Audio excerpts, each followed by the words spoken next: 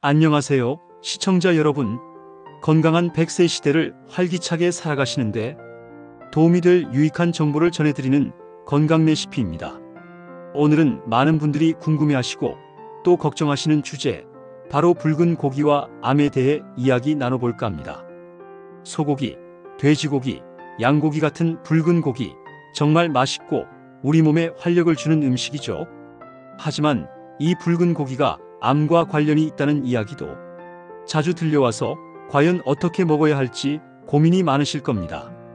오늘 이 시간에는 붉은 고기에 대한 오해를 풀고 건강하게 즐기면서 암 예방까지 할 수 있는 아주 구체적인 방법들을 함께 알아보겠습니다. 앞으로 20분 동안 저와 함께 건강 지식을 꽉 채워가시길 바랍니다. 우리 몸은 나이가 들수록 근육량이 줄어들고 면역력도 약해지기 쉽습니다. 이럴 때 양질의 단백질 섭취는 정말 중요하죠. 붉은 고기는 단백질뿐만 아니라 빈혈 예방에 좋은 철분, 면역력과 신경 기능에 필수적인 비타민 B군, 그리고 우리 몸의 기능을 돕는 다양한 미네랄이 풍부하게 들어 있습니다.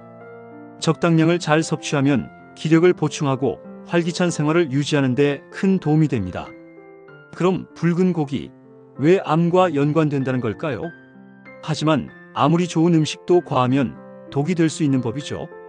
과학자들은 붉은 고기를 과도하게 섭취할 경우 특히 대장암의 발생 위험을 높일 수 있다고 경고합니다. 그 이유를 좀 더 자세히 알아볼까요? 첫째, 붉은색의 비밀, 햄철 때문입니다. 여러분, 붉은 고기가 왜 붉은색을 띠는지 아시나요? 바로 햄철이라는 성분 때문입니다. 이 햄철은 우리 몸속에서 산소를 운반하는 중요한 역할을 하지만 특정 상황에서는 문제가 될 수 있습니다. 햄철이 소화되는 과정에서 우리 몸에 해로운 N-니트로소 화합물이라는 발암 물질을 생성할 수 있다고 해요. 이 물질이 우리 세포의 DNA를 손상시켜 암 발생 위험을 높일 수 있다는 연구 결과가 있습니다. 둘째, 고온 조리 시 생성되는 발암 물질입니다. 우리가 고기를 가장 맛있게 먹는 방법 중 하나가 불에 직접 굽거나 기름에 바싹 튀기는 거죠. 그런데 이렇게 고온에서 조리할 때 몇 가지 발암 물질이 생겨납니다. 헤테로고리 방향족 아민은 고기 속의 단백질 성분이 고온에서 화학 반응을 일으켜 만들어지는 물질입니다. 동물 실험에서 암을 유발하는 것으로 확인되었고, 특히 바싹 구운 고기나 탄 부분에 많이 들어 있습니다. 다환방향족 탄화수소는 고기가 불에 직접 닿거나 고기에서 떨어진 기름이 타면서 연기가 나고, 이 연기가 고기에 다시 흡수될 때 생기는 물질입니다. 우리가 흔히 캠핑 가서 숯불에 고기를 구울 때 생길 수 있는 물질이죠.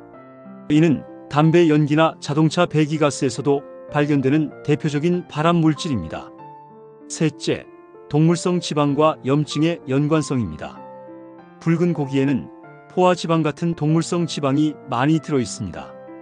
과도한 지방 섭취는 체내 염증 반응을 증가시킬 수 있고, 이 만성 염증은 세포 손상을 유발하여 암세포가 자라기 쉬운 환경을 만들 수 있습니다. 특히 대장암, 유방암, 전립선암과 같은 일부 암들은 지방 섭취와 연관성이 높다고 알려져 있습니다. 넷째, DNA 알키로아 현상과 암 억제 유전자.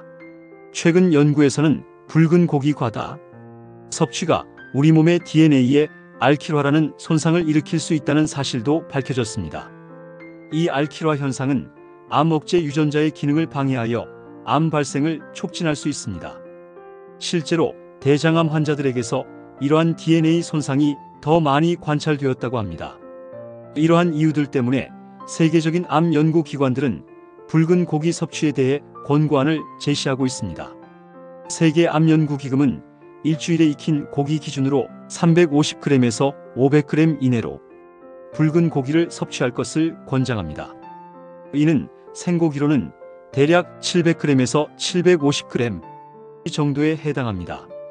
그리고 특히 가공육은 붉은 고기보다 더 위험합니다.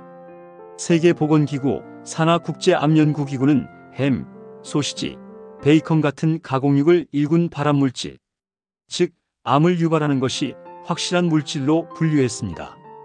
담배나 성면과 같은 등급이에요.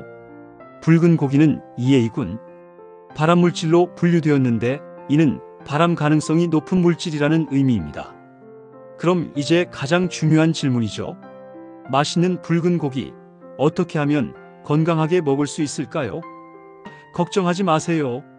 몇 가지 간단한 습관만 들이면 충분히 가능합니다. 첫째, 섭취량을 확실히 조절하세요.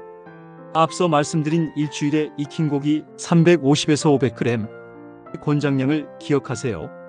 예를 들어 한 번에 150g 정도의 붉은 고기를 드신다면 일주일에 3번 정도가 적당하겠죠. 매일 고기를 드시는 것보다는 주중에는 생선이나 콩류, 주말에 붉은 고기를 즐기는 식으로 계획을 세워보세요. 둘째, 지방이 적은 살코기 위주로 선택하세요.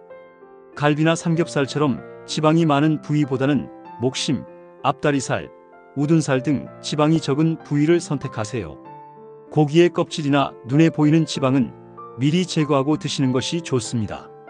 셋째, 조리 방법을 건강하게 바꾸세요. 굽거나 튀기는 대신 삶거나 찌는 방법이 최고입니다. 수육, 갈비찜, 장조림처럼 물에 삶거나 쪄서 드시면 발암 물질 생성을 최소화할 수 있습니다. 국이나 찌개에 넣는 것도 좋은 방법입니다. 만약 구워 드시고 싶다면 직화보다는 프라이팬에 굽거나 오븐을 이용하는 것이 좋습니다. 이때 고기가 너무 타지 않도록 주의하시고 탄 부분은 반드시 잘라내고 드세요. 온도를 낮춰서 천천히 조리하는 것도 중요합니다. 센 불에서 급하게 굽는 것보다 약한 불에서 속까지 천천히 익히는 것이 발암 물질 생성을 줄이는 데 도움이 됩니다. 고기를 양념에 재우는 방법을 활용하는 것도 좋습니다. 간장, 마늘, 생강, 과일즙 등을 활용하면 고기의 산화를 줄이고 맛도 풍부하게 만들 수 있습니다. 넷째, 다양한 단백질원을 섭취하는 지혜를 가지세요.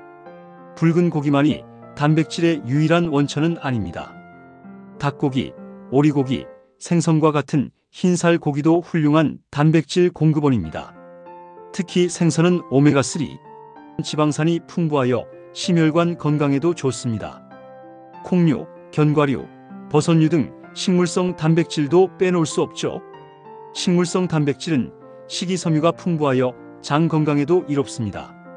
식단에 골고루 포함시켜 영양 균형을 맞추는 것이 중요합니다.